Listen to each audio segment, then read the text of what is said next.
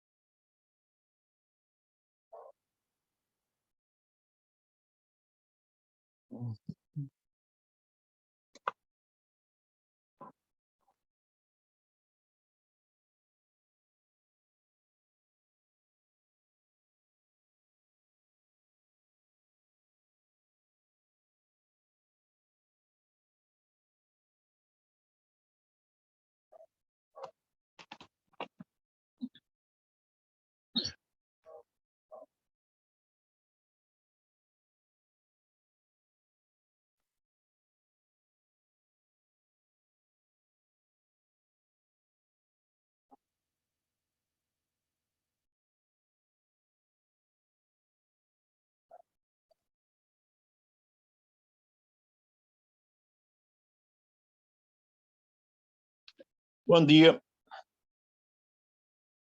Hoje vamos lidar com exemplos de mudanças de variáveis em dimensão maior que 2, ou em dimensão qualquer, ou em dimensão 3. Okay? Vou começar por mudanças de variáveis bastante simples, mas importantes porque fazemos-las muitas vezes sem chamar a atenção para elas particularmente. Por exemplo, translações. Se vocês tiverem um vetor fixo de Rn, eu estou aqui a chamar x0, e t, por a aplicação de Rn em Rn, corresponde a uma translação, somar qualquer vetor x0, então esta mudança de variáveis tem uma matriz jacobiana que é a identidade, determinante da matriz jacobiana é 1. Okay? O que torna os cálculos com esta mudança de variáveis particularmente simples. Permite fazer coisas como está nesta igualdade aqui em baixo. Reparem que era um integral numa bola, um certo raio, em torno da origem. Consideramos y igual a x mais x0. Portanto, o x passou a ser y menos x0. E o conjunto passou a ser a bola de raio R centrada em x0. Okay? Isto será algo que faremos para nos dar jeito, sem menção especial. Então, primeiro exemplo, vamos a outro igualmente simples.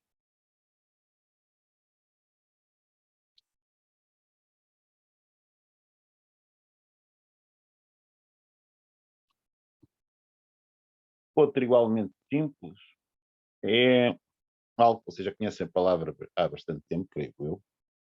Talvez devem ter falado de homotetias.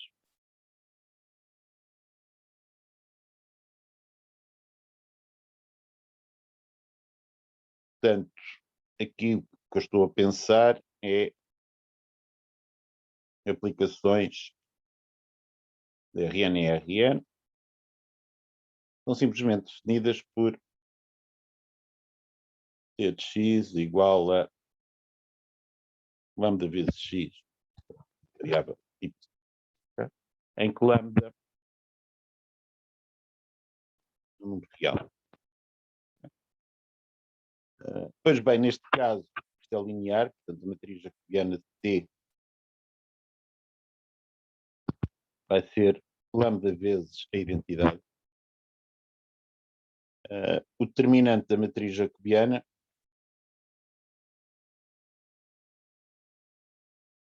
vai ser lambda levantado a n, não é, na dimensão do espaço em que estiver, em módulo, será módulo lambda levantado a n. Geralmente faremos isto com lambda positivo, de maneira que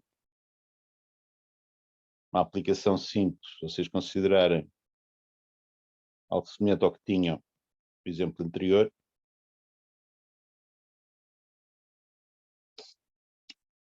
então, com um lambda diferente de zero, então este integral transforma-se em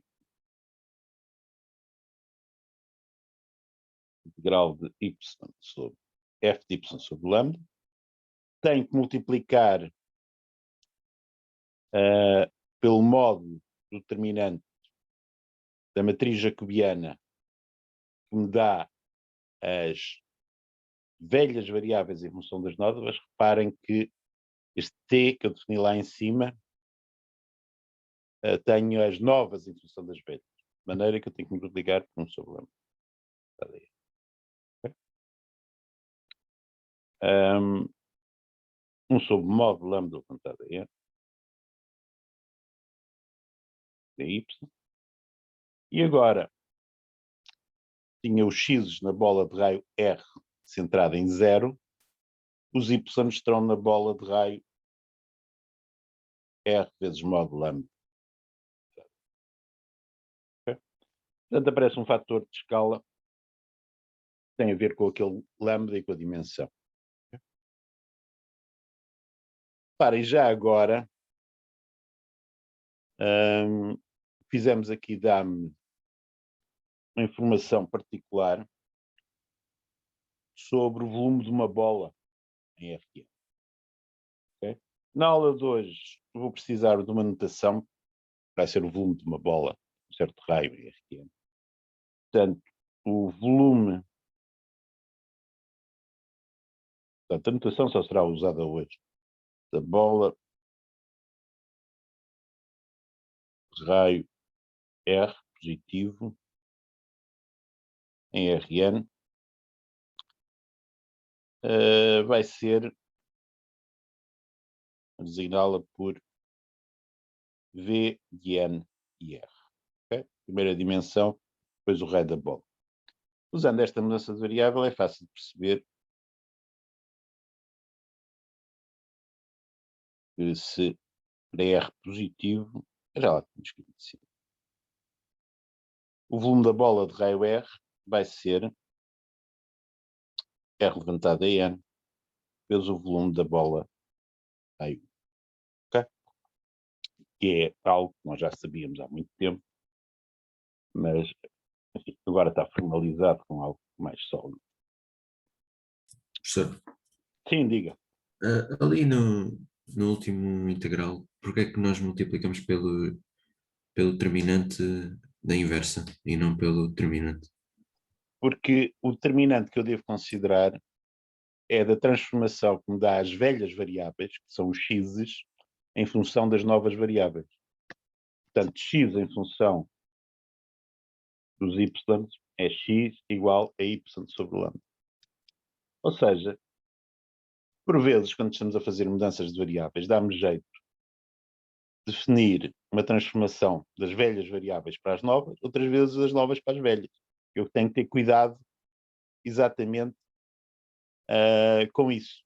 Então, quando tenho uma transformação linear em que na matriz jacobiana não aparecem as variáveis, é muito fácil enganar-me e usarmos o determinante errado. Ok? Ok, senhor, obrigado. Portanto, se você for ver a fórmula que temos vindo a usar é deste que precisa. Portanto, só que eu tinha definido ao contrário. E fiz de propósito para vos escandalizar e levantar a dúvida. Isso é importante, e as pessoas enganam-se terrivelmente nisso, mesmo em coisas simples como esta. Bom,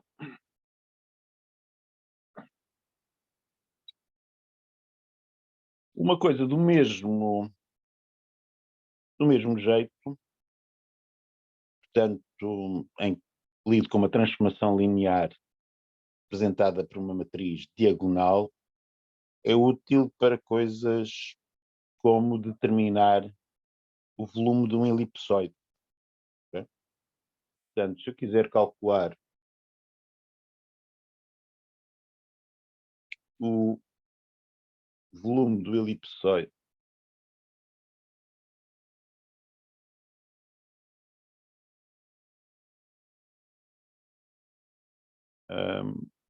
definido como x, y, z de R3, tais que x quadrado mais y ao quadrado sobre 4 mais z quadrado sobre 9 é menor ou igual a 1. Okay? Reparem, se em vez de 4 fosse constante ao quadrado vezes 9 fosse outra constante ao quadrado, isto fazia-se da mesma maneira, mas eu estou ali a particularizar, para não deduzir mais parâmetros. Aquele conjunto, vamos chamar este conjunto E de elipsoide, que é uma boa abreviatura. Portanto, o volume do elipsoide seria o integral em E da função 1, não é? Volume. Como é que eu calculo? Bom, eu posso transformar aquele elipsoide numa bola. Okay? E depois passo-me a preocupar com o volume da bola, que ainda não calculei o volume da bola em R3, mas já lá chegarei. Como é que eu faço? Bom, se eu considerar o VW dado por x, y sobre 2, z sobre 3, okay? X ao quadrado mais y ao quadrado sobre 4 mais z quadrado sobre 9, em termos do UVW, é exatamente o quadrado mais v quadrado mais w quadrado. Okay? De maneira que aquele conjunto nas novas variáveis UVW passa a ser a bola de raio 1 em R3. Portanto, este integral transforma-se no integral na bola de raio 1 centrada na origem. Certo?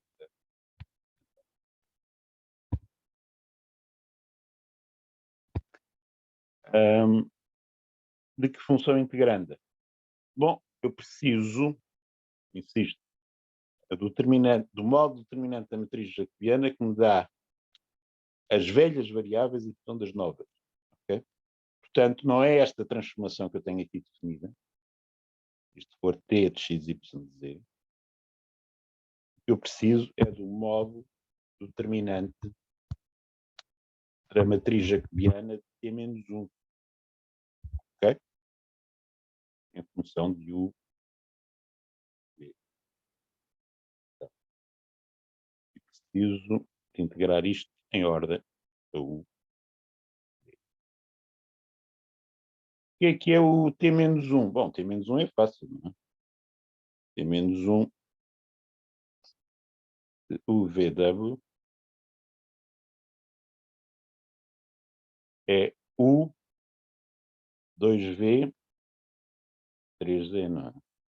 Portanto, a matriz jacobiana de T menos 1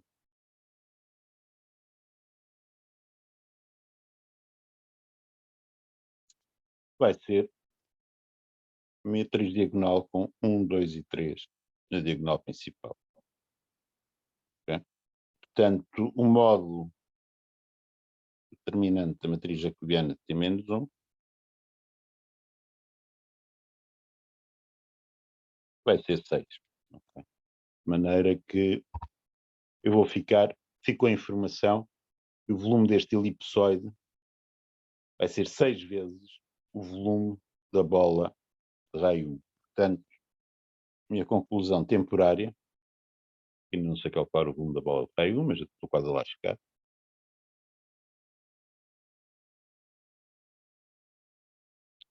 Isto será 6 vezes aquilo que eu designei V31, ok? Volume da bola de raio 1 em R3. Está bem? Se eu tiver, em geral, um elipsoide de equação x quadrado sobre a quadrado mais y quadrado sobre b quadrado mais z quadrado sobre c quadrado menor ou igual a 1, e o a, o b e o c forem positivos, A, B e C correspondem aos chamados semi-eixos do elipsoide. Okay? O elipsoide é simplesmente uma esfera escalada na direção dos 3 eixos, de maneira que é fácil de perceber o que é. O A, B e C, se vocês considerarem, por exemplo, Y e Z igual a 0, vocês veem que a interseção com o eixo dos x's para este elipsoide, da fronteira com o eixo do x, corresponde a x igual a mais ou menos 1. A interseção com o eixo dos y corresponde a y igual a mais ou menos 2, etc. De maneira que, se vocês tiverem uma equação da forma x² sobre a² mais y² sobre b² mais z² sobre c² menor ou igual a 1, esta desigualdade define um elipsoide que vai ter semi-eixos de comprimentos A, B e C. Supondo que o A, o B e C são positivos. Okay? Que é o que é natural quando nós fazemos isto. Portanto, notem que do lado direito está 1. Portanto, para ter normalizado a equação do elipsoide desta maneira. Portanto, nós podemos passar de elipsoides para esferas, simplesmente considerando uma transformação linear e de uma matriz diagonal. Okay? Outras coisas que podemos fazer.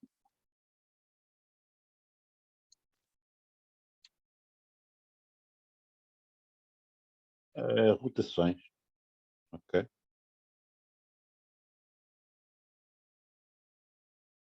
Se tiverem R de Rn em Rn, verificando que é linear, verificando R vezes R transposto igual a R transposto igual a identidade e determinante de R igual a 1, porque havia as igualdades anteriores, aplicando determinante, mostram que o determinante de R tem que ser 1 ou menos 1, não é? Mas o caso de rotações corresponde a determinante ser igual a 1. Portanto, uma aplicação linear que verifica estas duas linhas é uma rotação.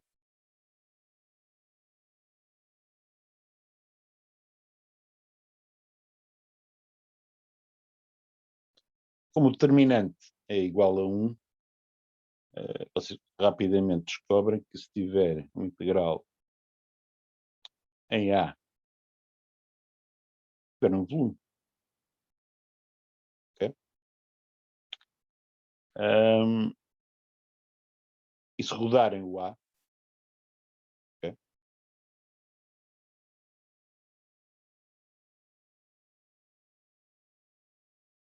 Como o determinante é igual a 1, vocês obtêm exatamente a mesma coisa. Ou seja, o volume é invariante por rotação.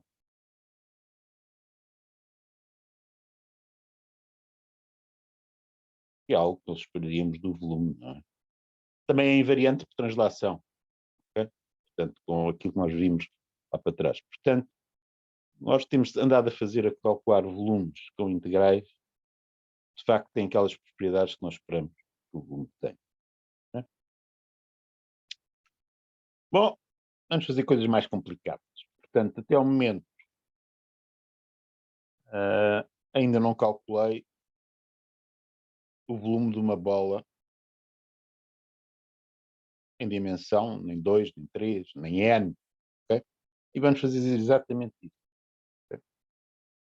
Portanto, vamos lidar com o volume de uma bola n-dimensional e vamos começar com os casos de dimensões baixas e com técnicas ad hoc para esses casos. Portanto, fazer o cálculo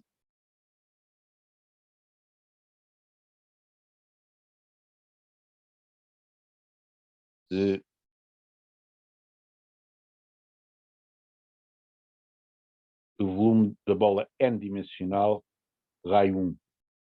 Já sabemos que a bola de raio R na mesma dimensão tem um volume que é R levantado a N vezes o volume da bola de raio. Portanto, isto é calculado pelo integral na bola de raio 1, centrada em 0. Portanto, o que eu quero fazer é calcular aquela integral. Vamos começar com o caso trivial. Só uma dúvida, que ficou-me na rotação. Sim. Por exemplo, em R3, se eu quiser rodar, eu posso rodar usando dois ângulos, não é? Sim. Então teria que definir uma rotação com esses dois ângulos. Ou como é que eu Estou a definir? dizer que todas as rotações um, têm aquela propriedade que eu disse. Sim, eu percebi a propriedade, E mas como é que eu defino? pode pensar, de facto, precisa de dois ângulos. Pode-se demonstrar, você até tem isso no texto, logo na primeira página, que toda a rotação em R3 é uma rotação em torno de um eixo. Okay? De maneira que, basicamente, para você lidar com os dois ângulos, o que tem a fazer é rodar um eixo e depois rodar em torno desse eixo. São esses dois ângulos. Está bem? Percebi. Ok, percebi. Obrigado. Portanto, seguir essa ideia, você até consegue fazer as contas. E, bom, a gente voltará a esse tipo de coisas aqui mais à frente. Em dimensão 1, a bola de raio 1 dimensão 1 é simplesmente o intervalo menos 1. Portanto, aquilo que eu chamei V11 é simplesmente igual a 2. Grande trivialidade. Não preciso de cálculo integral para isto. Para n igual a 2, o que eu quero calcular é o integral na bola de raio 1 centrada em 0, 0.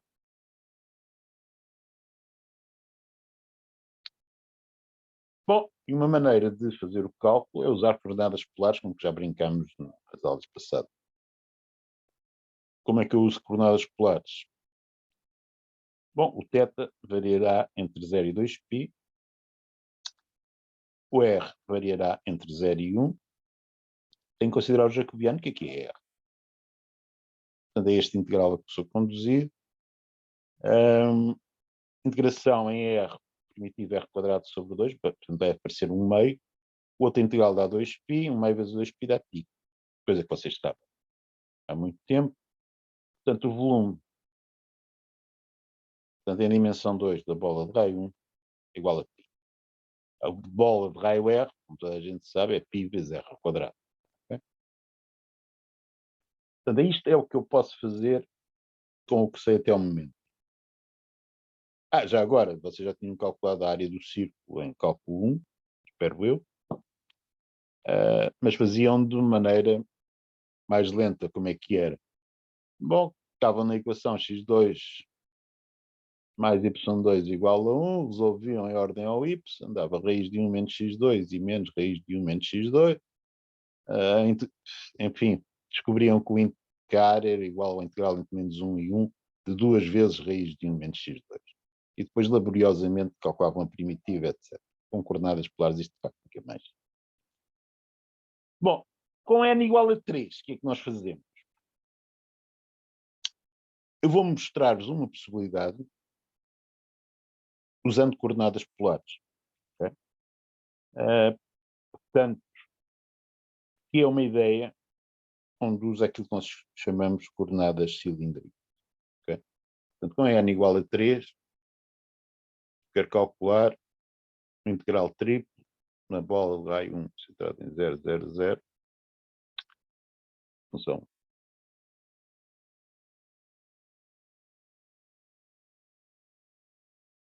Pois bem, uma maneira possível é dizer assim, vou utilizar coordenadas polares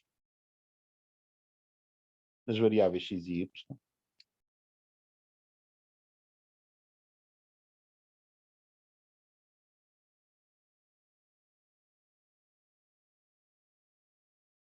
e deixo-os sossegados. Okay? Chamar a isto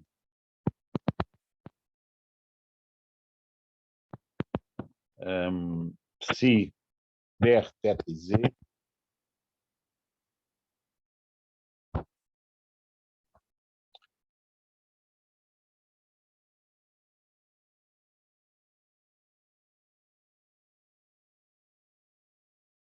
que eu tenho aqui é uma genuína mudança de variáveis. Bom, é de classe C1.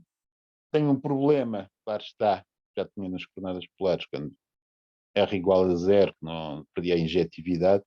Mas reparem, se perder a injetividade, em dimensão 2 era num ponto. Agora vai ser num eixo, mas um eixo em dimensão 3 também tem medida nula, portanto não é problemático. Se eu for entre θ, entre 0 e 2π, fechado, também perdi a injetividade para o θ, mas então o conjunto onde isso falha também tem medida. Okay?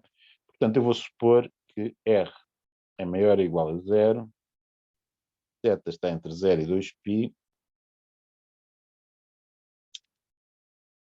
e Z é real, quando usar esta mudança de variáveis, que as pessoas ou chamam-lhe coordenadas polares ou chamam coordenadas cilíndricas, porque de facto o que estão a fazer, juntando um eixo, é utilizar uma simetria que tem a ver com cilindros. Não é? Portanto, em R3,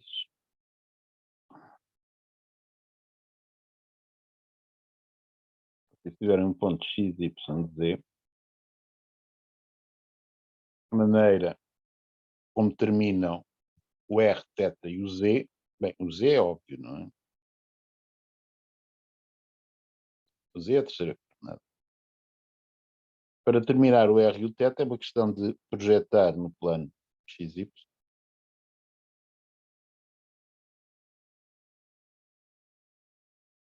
E aqui usamos coordenadas polares. Okay? Portanto, aqui este R que eu estou a usar é a distância da projeção à origem, ou, por outras palavras, é a distância ao eixo dos Z. Para regiões que sejam invariantes por rotação em torno do eixo dos Z, esta mudança de variáveis é bastante prática. Portanto, reparem que para eu obter uma esfera de raio 1, que eu faço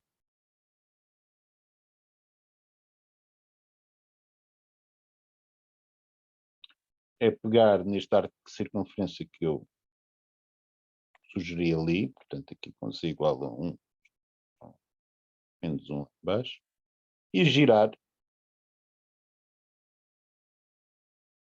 em torno do eixo dos Z. Ok?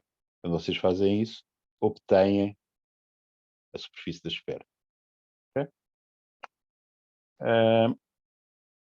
Se eu tivesse algo mais complicado, o natural fazer era aquilo que já fizemos várias vezes em exercício. Fazer um diagrama com Zs e Rs. Okay?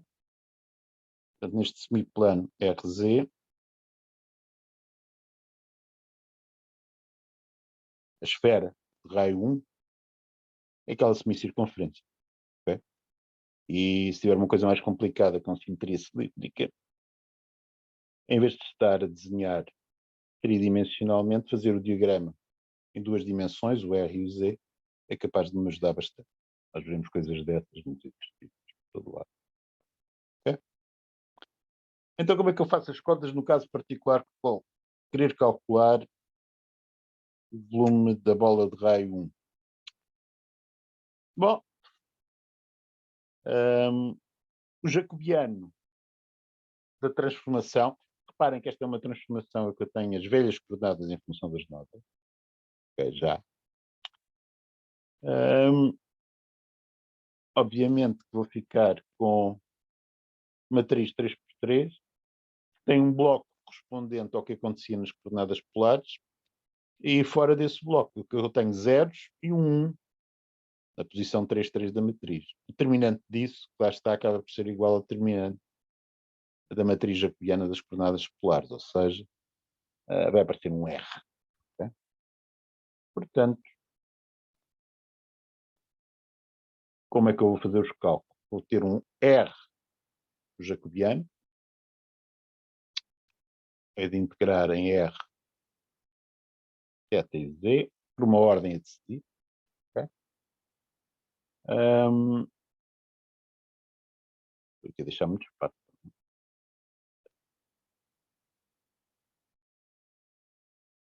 Algo deste género. Um certo conjunto a terminar. Okay? Agora eu tenho que terminar aquele conjunto em termos de R, θ e Z. Bom, quando eu considero a esfera, portanto eu dou voltas completas em torno do eixo dos Z, portanto não há dúvida que o θ não tem um sólido de revolução em torno do eixo dos Z, o θ dá uma volta completa de 0 a 2π, não é? Mas eu posso pôr aqui o integral em ordem a θ de fora. Ok? E agora tenho um integral em R's e Z's. Sendo a função integranda R. Tem que terminar aquele conjunto. Okay? Como é que eu termino aquele conjunto? Bom, aquele diagrama com R's e Z's, vamos fazer um bocadinho melhor.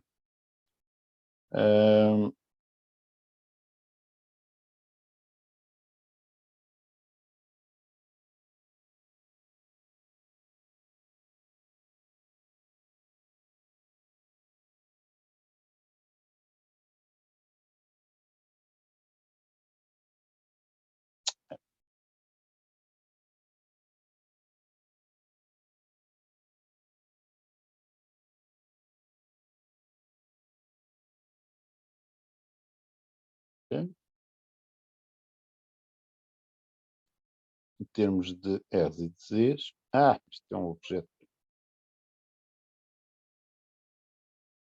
Portanto, não vamos fazer assim.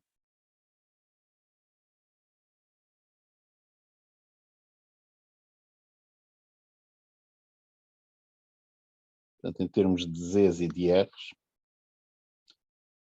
eu tenho agora que decidir se integro primeiro em ordem R, se integro primeiro em ordem Z. Okay?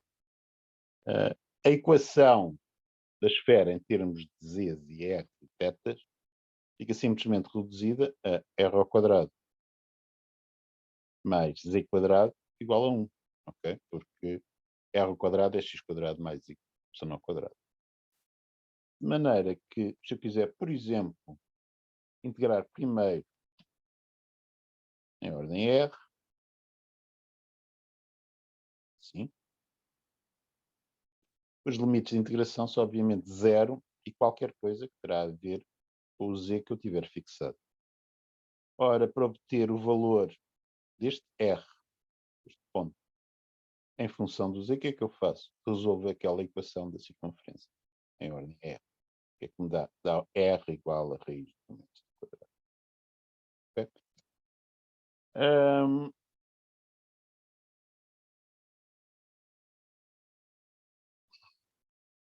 O R é maior que 0, claro. Portanto, eu vou ter aqui, se eu integrar primeiro em ordem R, assim, o integral será entre 0 e raiz de 1 menos Z quadrado. Okay? A seguir, vou ter um integral em Z, vai ser entre menos 1 e 1. Okay? Portanto, o que eu fiz foi lidar com o problema bidimensional no espaço dos Z's e dos R's. Okay? Portanto, o que é que isto vai dar? Bom, a integração em θ posso já despachá-la, dá 2π. A primeira integração em ordem é R, primitiva é R quadrado sobre 2, de maneira que vou ficar com a integral entre menos 1 e 1. R ao quadrado, com R igual a raiz de 1 menos Z quadrado, vou ficar com 1 menos Z quadrado, dividido por 2. Okay? Tenho que integrar isto entre menos 1 e 1. Okay? Ora, o que é que isto vai dar? 2π, 1 menos Z quadrado. Portanto, vou ficar com uma primitiva que é Z sobre 2.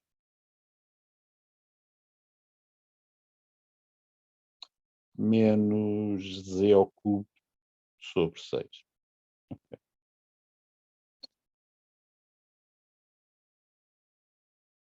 Calcular entre z igual a menos 1 e 1. Ok? Em 1, isto dá 1 meio menos 1 6, que é 1 terço. Em menos 1 dá o simétrico. Okay? Portanto, fica 1 terço multiplicado por 2, 2 terços, vezes 2π, obtenho o célebre 4π sobre 3. Okay? Portanto, a fórmula do volume da bola de raio R em R3 é 4 terços de π vezes R ao cubo. Que é exatamente aquilo que vocês sabiam. Esta é, no entanto, uma maneira de fazer os cálculos. Se vocês tiverem um conjunto que não é uma bola,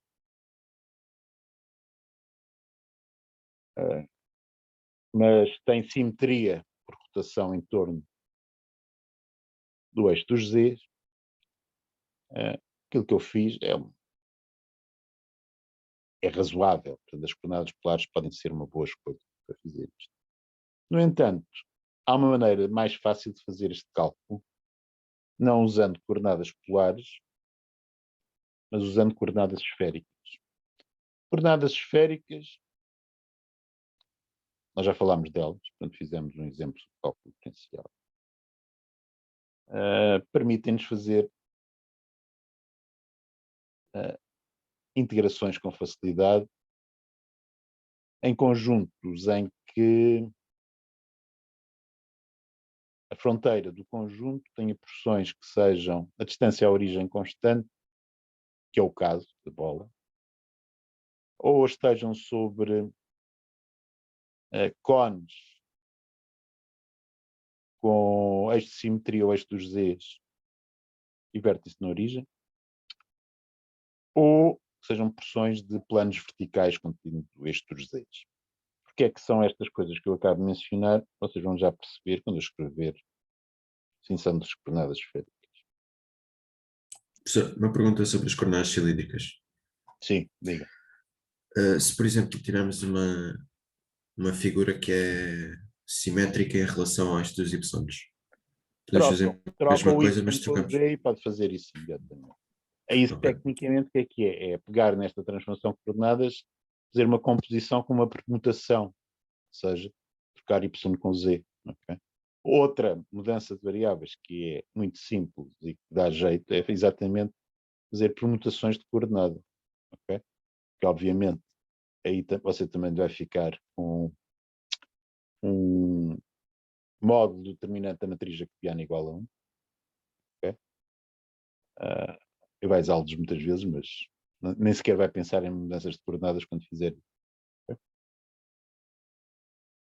Portanto, nós podemos, para uma região que seja obtida por rotação em torno do eixo do x ou dos y, fazer a mesma coisa.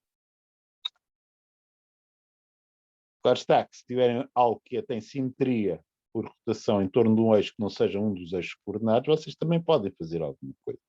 Como primeiro rodam esse eixo a ser um eixo coordenado. Okay?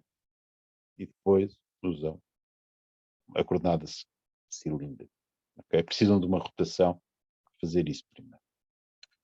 Professor, por exemplo, acho que numa das fichas estava lá um paraboloide Exatamente. centrado numa reta diferente. Tem uma reta que não é um eixo coordenado. Exatamente. Podíamos aplicar esse método, então. Pode aplicar isso. Okay? Obviamente está no texto, pode-se aplicar, mas não é propriamente uma coisa que eu vá perguntar em testes, porque é demasiado comprido fazer aquilo.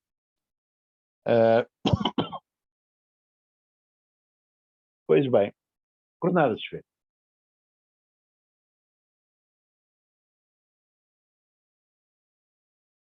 Coordenadas esféricas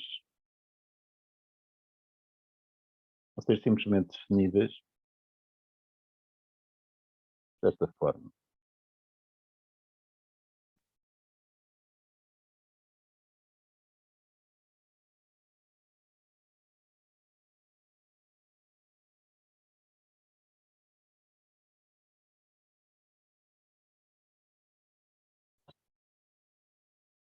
Aqui, Rho será maior ou igual a 0.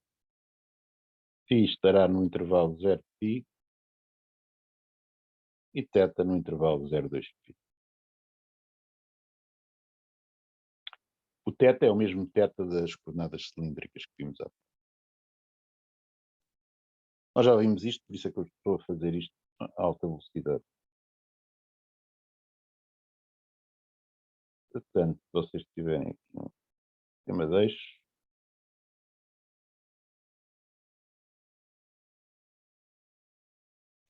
tiverem algures um ponto x, y, z,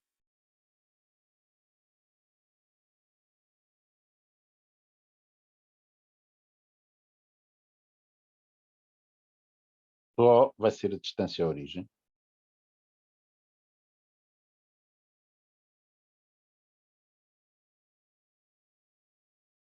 Okay?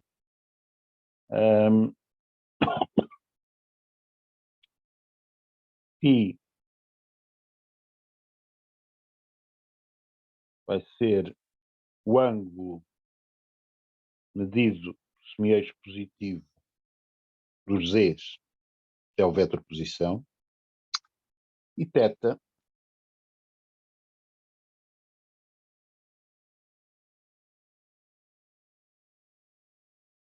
vai ser sujeito do costume, não é? Vai ser o ângulo formado pela projeção no plano XY com o semi-eixo positivo dos x. Ok? Portanto, reparem que superfícies a ρ constantes são esferas centradas na origem. Superfícies a θ constante vão corresponder a planos verticais contendo o eixo dos z's. E superfícies a φ constante, são cones, ok? Ou melhor, são metade de uma superfície cónica, uma folha de cone, converte isso na origem e com o eixo de simetria, o eixo dos z's. Okay? Portanto, para sólidos cuja fronteira seja formada, ou quase toda formada por coisas deste género, as coordenadas esféricas sejam uma boa ideia. Qual é o jacobiano das coordenadas esféricas? Para isso tem que se fazer um cálculozinho rápido.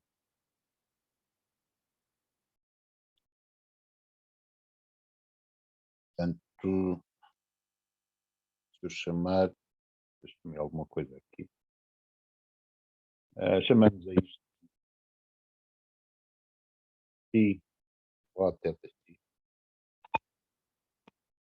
Okay?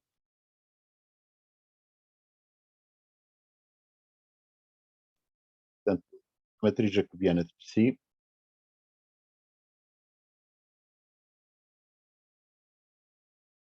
vai ser, portanto, derivando em ordem a ρ, vamos ficar com cosseno de θ, cosseno de φ. Derivando em ordem a θ, a mesma coisa, vamos ficar com menos ρ, cosseno de θ, φ. Derivando em ordem a φ, vamos ficar com ρ, cosseno de θ, cosseno de φ. Esta é a primeira linha. Na segunda linha, vamos ficar com seno de θ, seno de φ. Depois com ρ, cosseno de θ, seno de φ. E finalmente com ρ, seno de θ, cosseno de φ. Na terceira, ficamos com seno de φ. Depois, em ordem a θ, o z não depende de θ, vai dar zero. E em ordem a φ, é aqui menos ρ, seno de φ. Okay?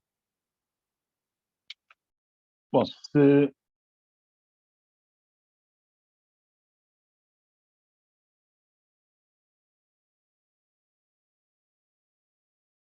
calcular o determinante, isto é uma matriz 3x3, se aproveitarmos aqui o facto da terceira linha ter um zero, o determinante será o cosseno de φ, estará em modo, não é? Cosseno de φ vezes o determinante da matriz 2x2 do topo direito da matriz, vai dar menos ρ ao quadrado, seno ao quadrado de θ, seno de φ, cosseno de φ, menos ρ ao quadrado, seno ao quadrado de θ, seno de φ, cosseno de φ. Ok? E agora tenho que fazer o desenvolvimento aqui na terceira linha relativamente ao menos ρ seno de φ. Portanto, vai dar menos ρ seno de φ. E agora fico com ρ seno ao quadrado de θ, seno ao quadrado de φ. E depois mais ρ seno ao quadrado de θ, seno ao quadrado de φ. Ok? Será este modo. Claro está que isto simplifica muito com a forma fundamental da trigonometria. Vou ficar com menos ρ ao quadrado. Tem um seno ao quadrado e um cosseno ao quadrado no primeiro parênteses escuro que tinha ali. Né? De maneira que, utilizando isso, ficam menos ρ ao quadrado, seno de φ, cosseno ao quadrado de φ. E depois, na outra parcela, fico com menos ρ ao quadrado, seno ao cubo de φ. Vamos agora, posso usar mais uma vez a forma fundamental da trigonometria. Isto é módulo. Fico com ρ ao quadrado, seno de φ. Como eu sei que o módulo é isto? Bom, porque o φ está entre 0 e π, portanto estes senos são sempre maiores ou iguais a 0. De maneira que isto de facto é o módulo da matriz jacobiana. Como é que eu calculo o volume da bola raio 1 usando coordenadas esféricas? Bom, muito simplesmente, o integral em ρ será entre 0 e 1. O integral em π será entre 0 e π. O integral em θ será entre 0 e 2π. E a função integranda será ρ ao quadrado de 100. Okay? O que é que isto vai dar? Integração em ρ, em ρ vai dar primitiva ρ ao cubo sobre 3, portanto há 1/3. Entre 1 e 0, isto vai dar um fator 1/3. Em φ, a primitiva do seno é menos cosseno. Portanto, vai dar menos cosseno de φ. Calcular entre φ igual a 0 e φ igual a π. Okay? Finalmente, o integral em θ dá-me um fator 2π. Okay? Portanto, em φ o cosseno vale menos 1. Em 0 vale 1. Portanto, aquele fator do meio que eu ainda não tinha calculado dá 2. Portanto, ficam 2/3 vezes 2π, 4/3 de π. Reparem que isto foi ligeiramente mais rápido do que usar coordenadas cilíndricas. O que é que eu Professor, ganhei? O que é que eu perdi? Diga. onde é que foi buscar 1/3? Primitiva ρ ao quadrado é ρ ao cubo sobre 3. Obrigado, professor. Portanto, em 1 dá 1/3, em 0 dá 0. O que é que eu perdi? O que é que eu ganhei aqui? Para a bola, os limites de integração usando coordenadas esféricas ficaram todos constantes. Ganhei aí simplicidade. No entanto, perdi alguma coisa no facto da função integranda, em vez de ser o R das coordenadas cilíndricas, passou a ser o ρ ao quadrado de seno de φ. No entanto, eu diria que isso é mais do que compensado pelos limites de integração serem constantes. Okay? Muitas vezes vocês terão que tomar a decisão em exercícios vários, e vocês começarão a descobrir isso rapidamente, se é algo que tem uma certa simetria de revolução, mas ficam na dúvida, será que eu devo usar coordenadas cilíndricas ou coordenadas esféricas? Bom, o toque, enfim, toque importante sobre isso é que vamos ver como é que é a fronteira da região. E se isto fica a olho, vamos ver qual é a fronteira da região, e ver o que é que fica mais simples em termos de limites de integração. Se pelas coordenadas cilíndricas, se pelas coordenadas esféricas. Okay? Reparem que coisas como um paraboloide, pensem em z igual a x quadrado mais y ao quadrado. É algo que tem simetria de função em torno do eixo dos z. No entanto, em coordenadas esféricas, não corresponde a algo em que uma das coordenadas esféricas é constante. Portanto, tem uma descrição complicada em coordenadas esféricas. No entanto, em coordenadas cilíndricas, z igual a x quadrado mais y ao quadrado é simplesmente z igual a r quadrado. Portanto, se pelo meio da fronteira da vossa região estiver lá um pedaço de um paraboloide, é capaz de as coordenadas cilíndricas ganharem alguma coisa. Okay? No entanto, se tiverem lá na fronteira um pedaço de uma superfície cônica com eixo de simetria ou eixo dos z's, é capaz das esféricas terem uma melhor opção. Depende. Não há nenhuma. A experiência ensinar-vos a lidar com essa situação. Bom. Estou. Sim, diga. Só uma pergunta. Se eu aplicar as coordenadas polares ao ρ e ao z das coordenadas cilíndricas, obtemos as coordenadas esféricas ou não? Você obtém as coordenadas esféricas? Essa pergunta é curiosa, porque eu pus-me essa pergunta a mim próprio quando tinha a sua idade, estava a estudar isto. E a resposta é, se você usar coordenadas polares duas vezes e uma permutação de variáveis e considerar a composição dessas três coisas, obtém as coordenadas esféricas. Ok? É isso exatamente. Estava aqui a testar e realmente funciona. Exatamente. Você pode pensar, será que isto funciona para arranjar umas coordenadas esféricas em dimensão qualquer? Pois, também estava a pensar nisso. Sim, a resposta é sim. Okay?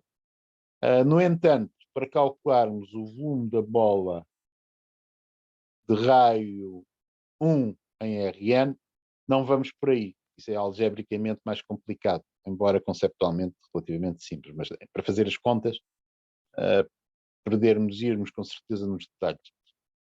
Vamos usar outra coisa. Okay? Portanto, eu vou fazer os cálculos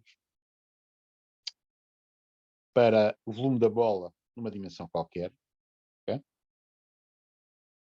Vamos só deslidar, portanto, com o V, volume da bola em direção N raio R, já sabemos que é levantado a N vezes o volume da bola de raio 1.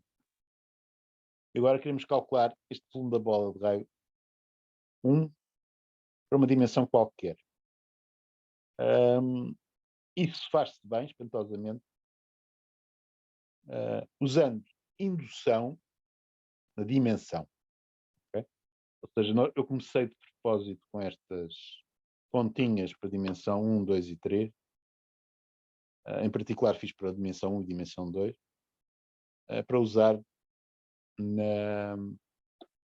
nesse argumento de indução. Mas é um argumento de indução curioso, porque vou relacionar o volume da bola de raio 1 em dimensão n com o volume da bola de raio 1 em dimensão n-2. Por isso é que preciso das dimensões 1 e 2 para começar o processo. Okay? Como é que isso se faz? Faz-se da seguinte forma. Eu tenho pouco tempo, mas para vos dar a ideia, isto até dá. Okay? Portanto, o Vn1 é o integral da bola de raio 1 centrada em 0, função 1. Okay? Um pouco mais explicitamente, isto é o integral se o x, o vetor de Rn, tiver como costume coordenadas x1 até xn, okay? Será o integral para x1 quadrado mais por aí fora xn quadrado menor ou igual a 1, portanto o conjunto verifica esta condição da função.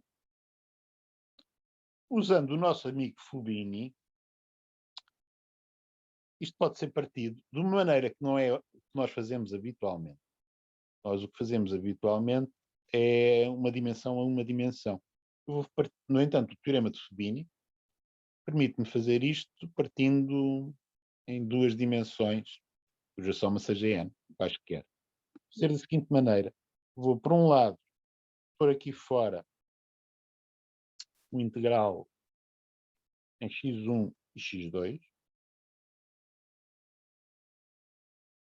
e vou considerar um integral em x3 até xn menos 1 cá dentro. Okay? Agora vou ver os limites de integração. O integral de fora vai ser simplesmente para x1 quadrado mais x2 quadrado menor ou igual a 1. Okay?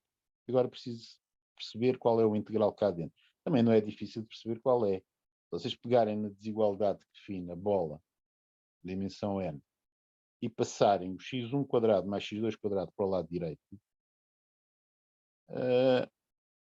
obtêm a resposta, ou seja, x3 quadrado mais por aí fora até xn quadrado menor ou igual a 1 menos x1 quadrado menos x2 quadrado. E neste integral dentro do parênteses curvo, façam o favor de considerar x3 e xn são as variáveis e o x1 e o x2 são parâmetros.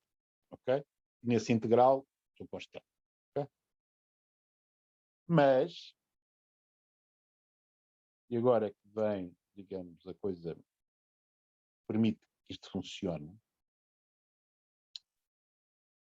aquela desigualdade que me parece ali nos limites de integração mais interior,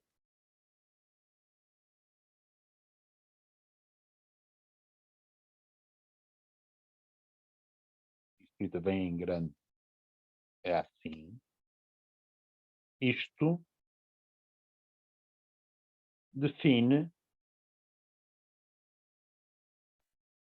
uma bola de raio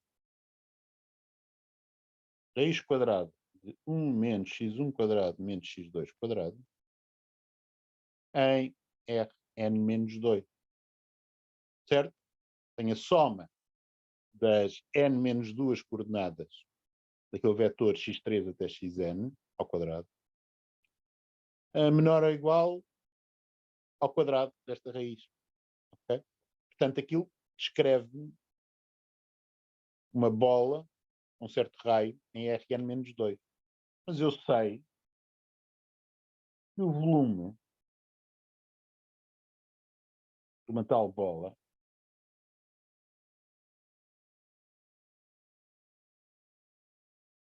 para o qual eu tinha esta notação especial, vai ser o raio levantado à dimensão. Ora, o raio levantado à dimensão, o que é que fica? Fica 1 menos x1 quadrado menos x2 quadrado. Está levantado a 1 meio, depois tem que levantar a dimensão, portanto fica levantado a n sobre 2. Ok? Vezes o volume da bola em dimensão n menos 2 de raio 1. Okay? E é esta observação que permite fazer as contas. Isso e um bocadinho de coordenadas polares daqui a pouco. Ou seja, o volume que eu tenho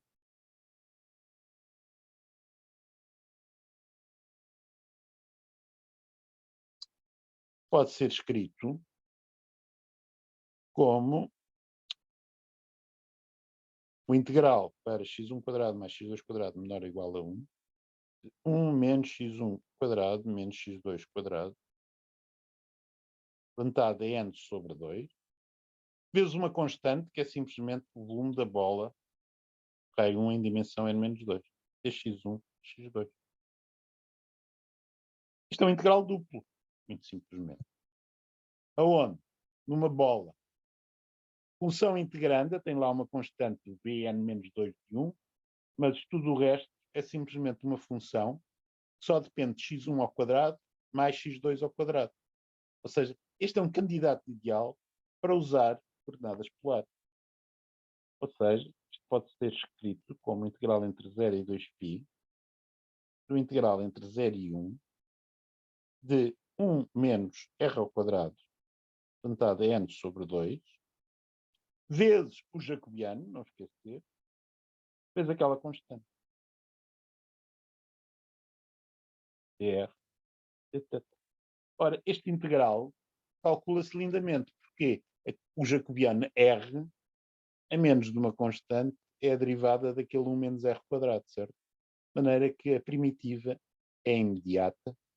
Vocês conseguem calcular este integral. O integral em θ vai dar simplesmente 2π e ficam com uma fórmula de recorrência ligando o integral, o volume da bola em dimensão n ao volume da bola em dimensão n-2. E isso é aquilo que vocês precisam para, por indução, arranjar uma fórmula que é relativamente complicada, mas a partir de agora é fácil lidar com ela, para o volume de uma bola em dimensão n. Ok? Por hoje ficamos por aqui. Amanhã começaremos com outras coisas. É tudo por hoje. Amanhã pode ser que façamos mais uns exemplos. Veremos se eu tenho tempo, se não. Até amanhã. Já estou até amanhã. Até amanhã. Até quinta, professor. Até quinta porquê? Ele sai. Até quinta, já tarde, dúvidas, sim. Sim, quinta, sim. Quinta. Dúvidas, boas dúvidas. Hoje já estamos em quinta, eu já estava a pensar que você ia desaparecer durante uma semana. Até à tarde. Até à tarde, professor. Adeus. Até lá.